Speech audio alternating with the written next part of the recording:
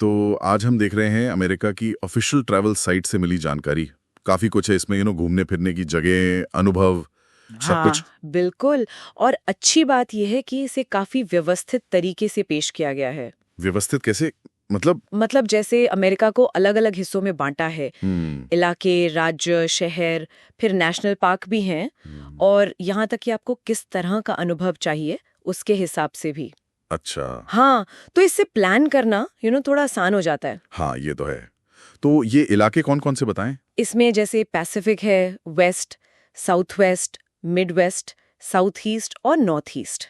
Okay, काफी सारे हो गए हैं तो। हाँ, और हर क्षेत्र में कौन कौन से राज्य आते हैं वो भी लिस्टेड हैं। हाँ। जैसे पैसिफिक में कैलिफोर्निया, हवाई। अच्छा, और नॉर्थ ईस्ट में शायद न्यूयॉर्क। हाँ, न्यूयॉर्क, मैसाचुसेट्स, वो सब नॉर्थ ईस्ट में है। ठीक है, और राज्यों के अंदर शहरों का भी जिक्र होगा फिर? बिल्कुल, हर राज्य के अंदर जो मुख्य शहर है वो भी बताए गए हैं। जैसे कैलिफोर्निया में लॉस एंजलिस, सैन फ्रांसिस्को। या फ्लोरिडा में मियामी, ऑरलैंडो। सही। और सिर्फ राज्य ही नहीं, प्यूर्टोरिको और यूएस वर्जिन आइलैंड्स जैसे जो अमेरिकी क्षेत्र है उनको भी शामिल किया गया है।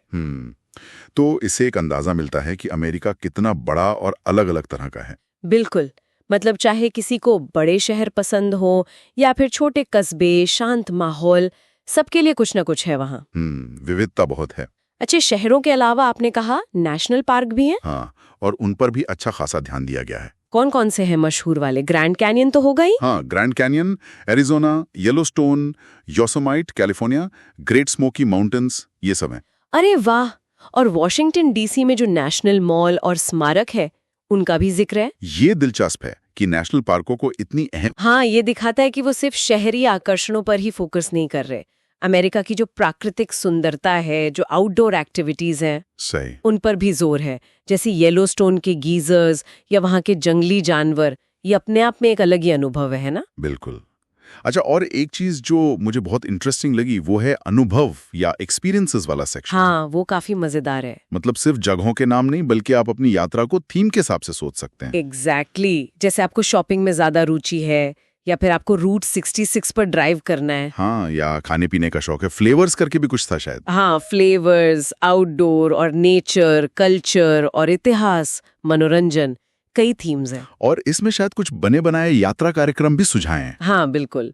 जैसे एक उदाहरण था इडाहो रोड ट्रिप, येलोस्टोन के अनछुए रास्ते, या फिर लुइजियाना और आर्कांसस के छोटे शहरों की यात्रा। तो ये बढ़िया तरीका है। ये सिर्फ ये नहीं बताता कि कहाँ जाना है, बल्कि ये भी कि वहाँ क्या करना है या कैसे उस जगह का असली मजा लेना है। मतलब आप अपनी पसंद के हिसाब से चुन सकते हैं, जरूरी नहीं कि सब एक ही ढर्रे पर चलें। बिल्कुल। ये क्यूरेटेड अनुभव जो है, ये लोगों को उनकी खास रुचियों के अनुसार प्लान बनाने में मदद करते हैं। एक तरह से ये यात्रा को सिर्फ घूमना नहीं, बल्कि एक कहानी बना देता है। सही कहा। तो कुल मिलाकर इस जानकारी को देखकर ये समझ आता है कि अमेरिका में घूमने के लिए विकल्पों की कोई कमी नहीं है। हाँ, और सब कुछ काफी अच्छे से ऑर्गेनाइज किया हुआ है।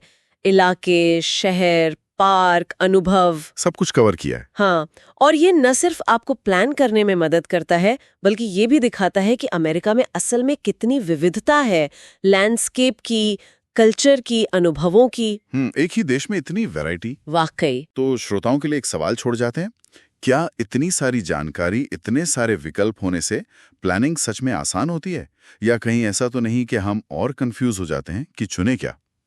अच्छा सवाल है। या शायद ये हमें सिर्फ इस बात पर सोचने को मजबूर करता है कि एक ही देश के अंदर कितने अलग-अलग रंग, कितने अलग-अलग अनुभव मुमकिन है।